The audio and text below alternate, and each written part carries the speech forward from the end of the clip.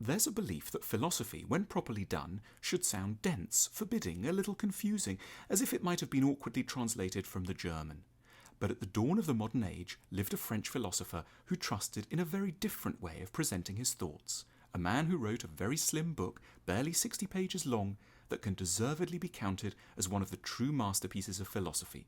The book is a compendium of acerbic, melancholy observations about the human condition, each of them only a sentence or two long, which nevertheless present an exceptional number of timely, wise, and oddly consoling lessons for our morally confused and wildly distracted age. The Duc de La Rochefoucauld was born in Paris in 1613, and despite his many initial advantages, wealth, connections, good looks, and a very beautiful and ancient name, he had a thoroughly difficult and often miserable life. He fell in love with a couple of duchesses who didn't treat him well. He ended up in prison after some bungled but honourable political manoeuvring. He was forced into exile from his beloved Paris on 4 occasions. He never advanced as far as he wanted at court. He got shot in the eye during a rebellion and almost went blind. He lost most of his money, and some enemies published what they falsely purported to be his memoirs, full of insults against people whom he liked and depended upon, who then turned against him and refused to believe in his innocence. After all this, betrayal, imprisonment, impoverishment, injury, plagiarism and libel, La Rochefoucauld can readily be forgiven when he declared that he'd had enough of the active life and would henceforth retreat to quieter, contemplative pursuits instead. So he hung up his sword and spent his time in the living rooms of 2 leading intellectual figures of his day, the Marquise de Sablé and the Comtesse de Lafayette, who regularly invited writers and artists to sit with them in their Parisian salons in order to discuss the great themes of existence, often over lemonade and light snacks. The salons rewarded wit and spark. They weren't lecture halls or seminar rooms. There was no tolerance for leadenness or pomposity here, so winning over listeners required particular skills that came to shape La Rochefoucauld's mind and work. It was in the salons that La Rochefoucauld developed the literary genre for which he has become known, that of the maxim or aphorism, a pithy statement that deftly captures a dark insight into the human soul, reminding us of a wise and often uncomfortable truth. In good hands, an aphorism should deliver its punch in less than 3 seconds.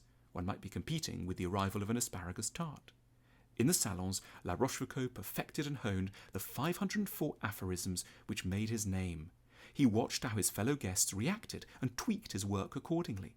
His aphorisms covered all manner of psychological topics, though issues of envy, vanity, love, and ambition were recurring themes. A typical La Rochefoucauld aphorism begins by addressing the reader with a we or a one, inviting consent with gentle coercion. The aphorism then subverts an accepted piety about human nature in a cynical or sceptical direction. It's in the last third of the sentence that the sting is generally delivered, and it often makes us laugh, as can happen when we're forced to acknowledge the falsity of a previously sentimental or hypocritical position. Perhaps the most classic and perfect of all La Rochefoucauld's aphorism is, "We all have strength enough to bear the misfortunes of others."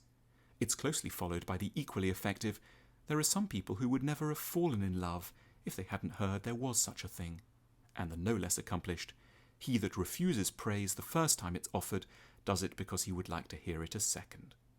Voltaire said that La Rochefoucauld's Maxims was the book that had most powerfully shaped the character of the French people, giving them their taste for psychological reflection, precision, and cynicism. Behind almost every one of the Maxim lies a challenge to an ordinary, flattering view of ourselves. La Rochefoucauld relishes revelations of the debt that kindness owes to egoism, and insists that we're never far from being vain, arrogant, selfish, and petty, and in fact never nearer than when we trust in our own goodness. Having suffered unduly in its name, La Rochefoucauld was particularly suspicious of romantic love.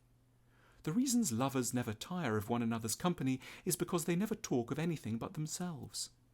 If one were to judge of love according to the greatest part of the effects it produces, it might very justly pass for hatred rather than kindness. To say that one never flirts is in itself a form of flirtation.